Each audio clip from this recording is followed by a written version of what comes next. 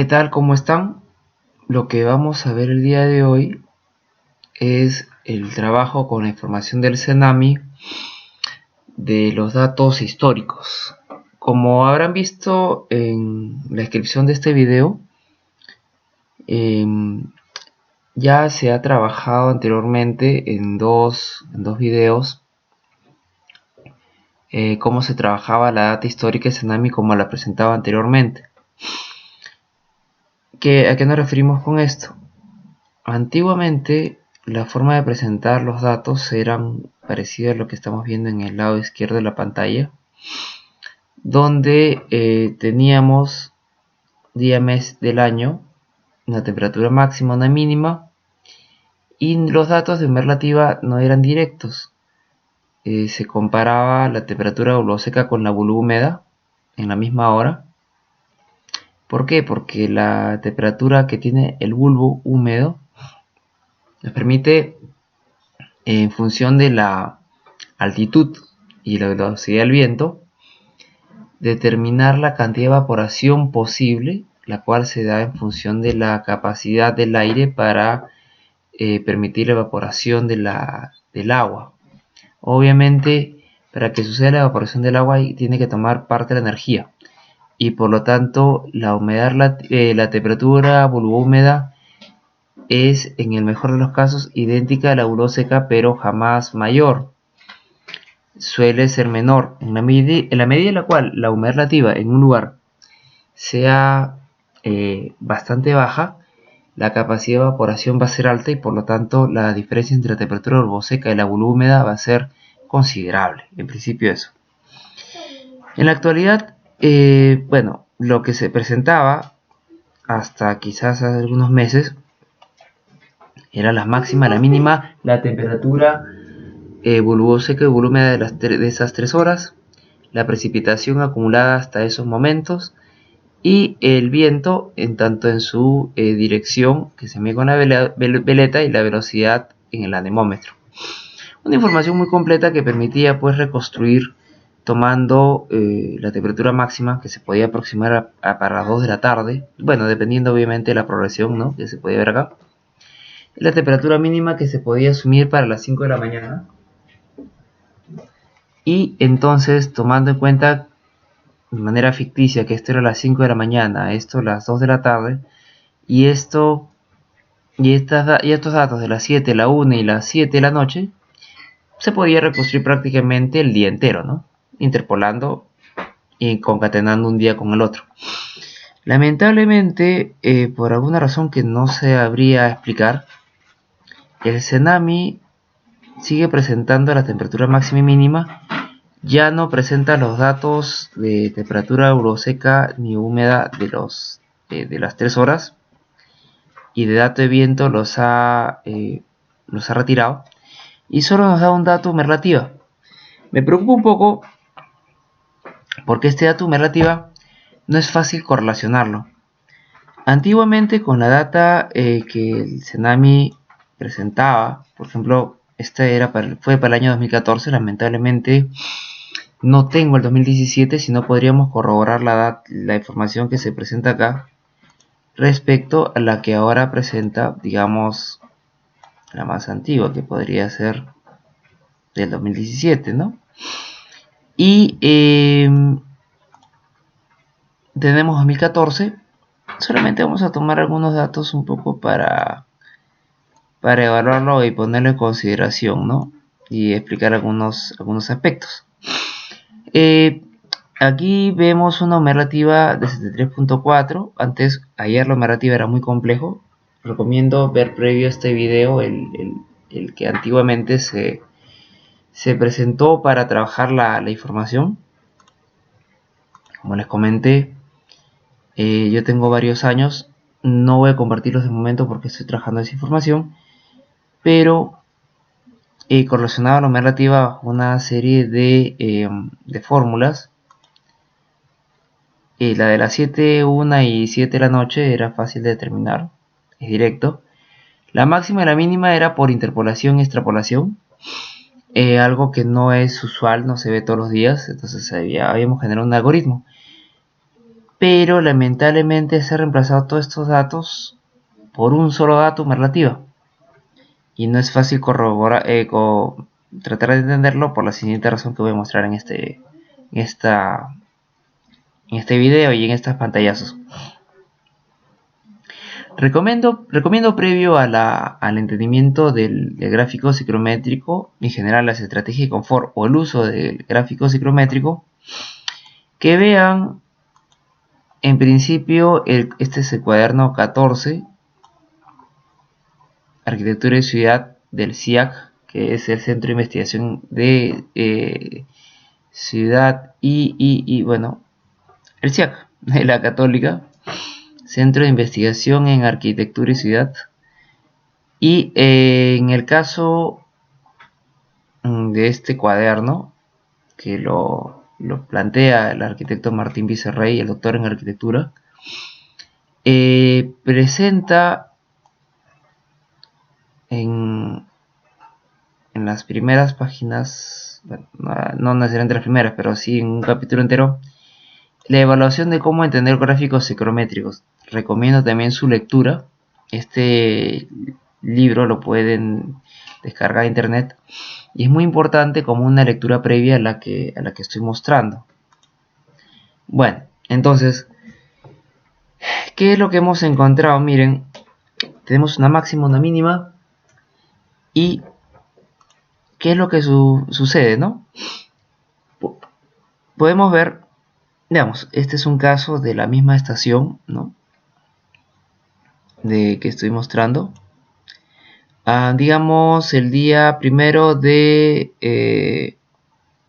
septiembre, ¿no? 34.6, 21.8, con 82.6% de humedad relativa, que es lo que nos muestra, ¿no?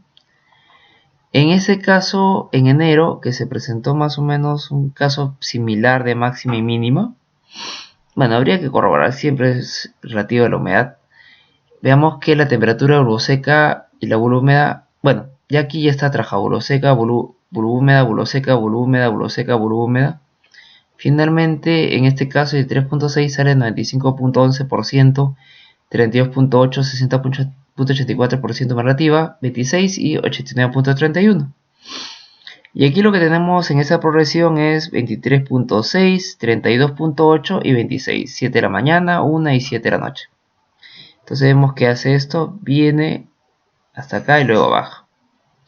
Ahora, es cierto, no tengo para el mismo año, pero digamos que para este caso, para el mismo lugar, era 82.6% relativa. Entonces, de alguna manera en el video yo dejé entender la posibilidad para una aplicación rápida y sencilla, detectar colocando en el gráfico ciclométrico los datos y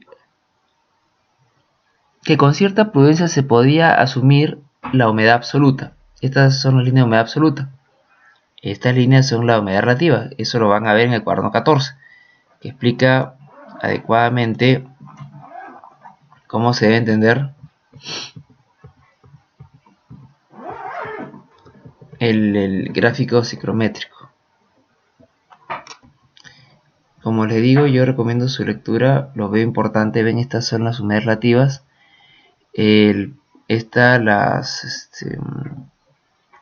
Bueno, podemos hallar la temperatura volhúmeda, la humedad relativa,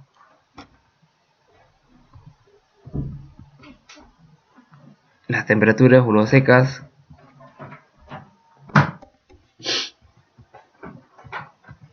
y es importante la humedad absoluta. La humedad absoluta son estos datos que se encuentran acá. Para una misma humedad absoluta corresponde a humedades relativas distintas en función de la temperatura del aire. El aire, en la medida en cual aumenta la temperatura, tiene mejor capacidad para contener el agua en estado de vapor. A medida que baja, disminuye su capacidad. Por eso los deshumedecedores de las casas se basan en eso, en hacer pasar el aire por un circuito que tiene un punto frío, o sea, más frío que la temperatura rocío, y por lo tanto se condensa el agua, la cual se recoge. Y luego, en el momento que se induce para la salida, pasa por la otra parte del circuito que está ligeramente más caliente. y así es como se va bajando la humedad absoluta ligeramente, y por lo tanto la humedad relativa casi no cambia la temperatura. La otra opción es que a medida que aumentamos la temperatura, calentamos el aire, automáticamente baja la humedad relativa porque aunque la humedad absoluta se mantiene, si es que solamente se inicia un proceso de calefacción, lo que vamos a tener es de que aumenta la capacidad del aire para contener agua en estado de vapor. Entonces, aquí vemos en la imagen de que este punto 82.3 de repente, correspondería en el mejor de los casos a un dato que se le adjudicaría a la media, ¿no? Relativa se entiende media, y temperatura se entiende también que se halla la media entre este y este, ¿no? Y a ese dato se le podría adjudicar la humedad relativa de ese momento. Pero en el mejor de los casos tendríamos un dato por día del mes, que ni siquiera es la máxima, la mínima, no tenemos fluctuaciones. Por eso es que no es fácil trabajar con esta información. Ahora 35.2, 22.8, a ver, tendremos que corroborar 35.2, 22.8. Uno así como este, donde tenemos, por ejemplo, humedad relativa de 91, 54, 76. Casi una media, pues, de... ¿qué será, pues? 91.98 más 54.72 más 76.35 entre 3, 74.35. A ver, un caso de tipo 74, bueno, es aproximado. Pero en todo caso, un poco difícil es entender a partir de la humedad relativa media y sacando el promedio de esto para adjudicar a una temperatura y una humedad. No va a ser fácil ser certero porque no conocemos un nivel de dispersión mínima, ¿no? Entonces, en el caso de las estaciones automáticas, porque ojo, esta es la convencional, yo la verdad sugeriría al Cenami que retorne al esquema anterior. Por alguna razón ha hecho ese cambio, pero nos limita. Y nos limita porque a la hora que vamos a tener o vamos a querer aplicarlo, por ejemplo, para las estrategias de gráfico psicométrico, necesitamos este nivel de datos mínimo. Este y más Excel, más archivos de Excel van a encontrarlos en el libro de Arquitectura Bioclimática de Guillermo Gonzalo, que lo pueden encontrar en las bibliotecas de las universidades de Latinoamérica. Viene con un CD y en el CD encuentran esta información. Necesitaríamos como mínimo la altitud sobre el nivel del mar, obviamente el nombre de la estación, y estos 6 datos. De la temperatura, la máxima media, la mínima media y la media. Y las humedades relativas también que corresponden, porque cada uno es un par y permite plantear las estrategias. Y en el caso, por ejemplo, de la tabla de Mahoney, necesitamos estos datos mínimos, la máxima, la mínima, la humedad relativa máxima, la mínima. Bueno, agua y lluvia es relativo, pero sería ideal tenerlo, así como los vientos. Prácticamente llenando todo eso, lo demás sale solo. Pero estos son los datos mínimos. Si nosotros solamente tenemos la máxima, la mínima y el valor medio, resulta en algo muy arriesgado, porque no tenemos los suficientes datos. ¿Ya? Ahora, ¿qué es lo que pasa? ¿Qué es lo que pasa con el caso de los porque esta es una estación convencional? ¿Qué pasa con una estación automática? La información de la estación automática sí está bastante mejor que la que se ofrecía antiguamente. Antiguamente se ofrecía un dato por día. Ahora el dato está a nivel horario. Eso está interesante, porque ya está la humedad relativa, la temperatura, Bueno, dirección y velocidad del viento. Esto entiendo que debe ser en el sentido de las agujas de reloj. Esto sí está más interesante. Copiando se puede trabajar con resúmenes por día, por mes y hasta por año, ¿no? Y hay gran cantidad de información. Pero para las convencionales sí la información es menor. Ahora podemos también descargar los datos meteorológicos escribiéndonos por internet y buscando los datos. El problema es que en la mayoría de los casos la información que se presenta es de la máxima a la mínima y precipitación. No se presenta pues probablemente proyecto, ¿no? Eso tendría que ver y esto se puede descargar, ¿no? Yendo de esta manera y poniendo su contraseña.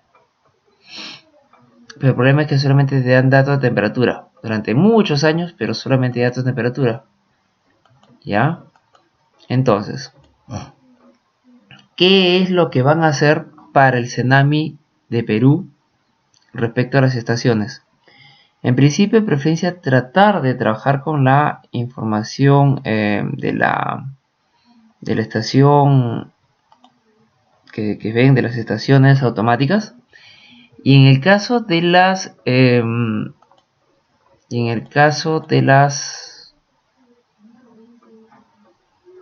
estaciones convencionales, la forma de trabajo